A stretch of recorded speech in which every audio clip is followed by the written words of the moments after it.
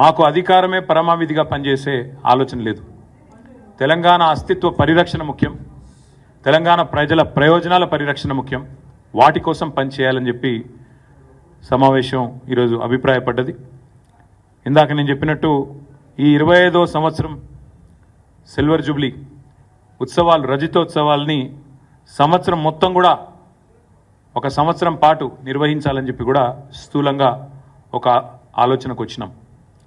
అయితే ఈ నిర్వహణకు సంబంధించి, ఎందుకంటే చాలామందిని ఇన్వాల్వ్ చేయాల్సి ఉంటుంది, వివిధ వర్గాలు ఎట్లా అయితే తెలంగాణ ఉద్యమంలో అందరినీ కలుపుకొని సకల జనుల సమ్మె నడిపించిన, ఆనాడు తెలంగాణ పోరాటంలో వినూత్నమైన పోరాట రూపాలు, సడక్ బంద్ కావచ్చు, రహదారుల దిగ్బంధం కావచ్చు, వంట వార్పు కావచ్చు, అట్లా ఎన్నో రకాల వివిధ ఉద్యమ పోరాట రూపాలని ఆనాడు ఆవిష్కరించిన ఆ ఘనత టీఆర్ఎస్ది. కాబట్టే ఈ రజతోత్సవాల సందర్భంగా కూడా వినూత్నంగా కార్యక్రమాలు నిర్వహించాలి, ప్రజల్ని మమైకం చేస్తూ ఉద్యమ సహచరులందరినీ కూడా మళ్ళీ తిరిగి ఒక్కటి చేస్తూ ముందుకు పోవాలనే ఆలోచన చేస్తూ ఉన్నాం.